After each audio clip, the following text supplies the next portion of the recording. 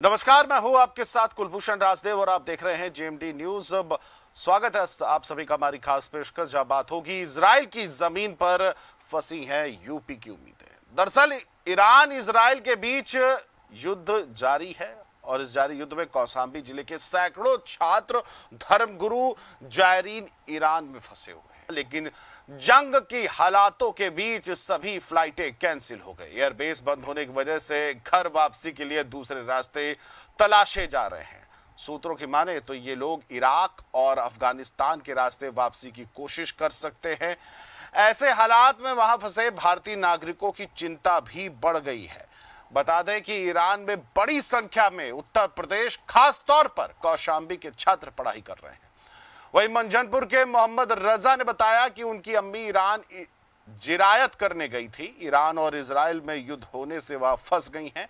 वहीं मोहम्मद रजा ने सरकार से गुहार लगाई है कि जल्द से जल्द हमारी अम्मी को सकुशल भारत वापस लाया जाए।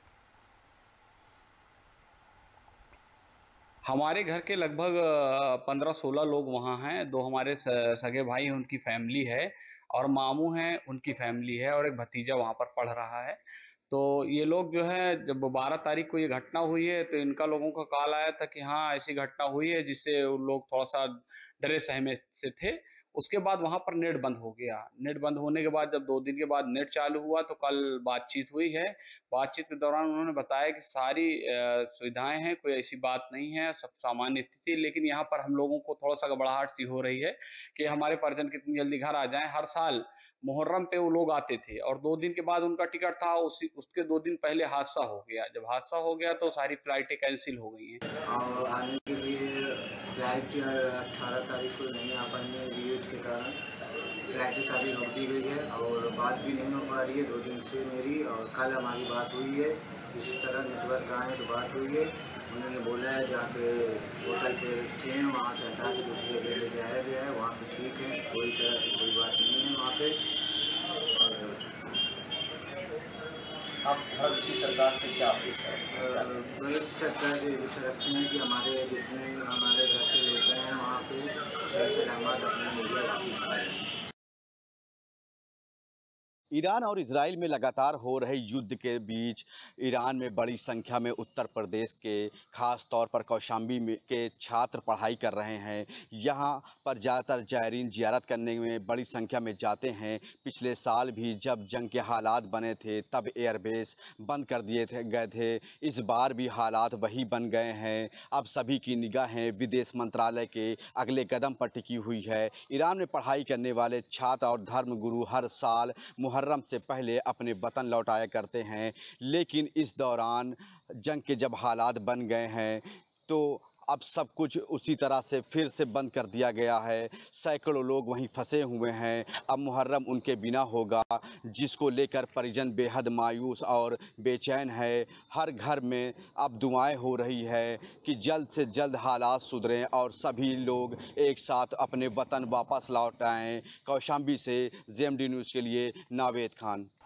और पश्चिम एशिया में भड़की जंग की लपटें अब भारत तक पहुंच चुकी हैं, खासतौर से उत्तर प्रदेश के बाराबंकी जिले तक, जहां जिले के नवाबगंज तहसील के देवा क्षेत्र के नई बस्ती के सैकड़ों युवा नौकरी करने के लिए इजराइल गए हुए थे। ईरान इजराइल के बीच जारी युद्ध में वह फंस चुके हैं। वहीं जहां भारतीय युवा बंकरों में जान बचाकर जीने को मजबूर हैं, तो वहीं हाल उनके परिजनों का भी है, जहां घर वाले दिन भर मोबाइल की स्क्रीन पर नजर गड़ाए रखते हैं। आलम यह हो चला है कि किसी की स्क्रीन से नजरें हटती ही नहीं है। घर वालों का डर है कि कहीं कोई अनहोनी ना हो जाए, लेकिन दूसरी तरफ परिवार वालों का यह भी कहना है कि उनके घर के बच्चों को लेकर वहां की सरकार गंभीर है और उनकी सुरक्षा का पूरा ध्यान रखा जा रहा है। लोगों की सुरक्षा को लेकर परिजन मोदी सरकार पर पूरा भरोसा जता रहे हैं। उनका कहना है कि भारतीय दूतावास लोगों से संपर्क कर रहे हैं।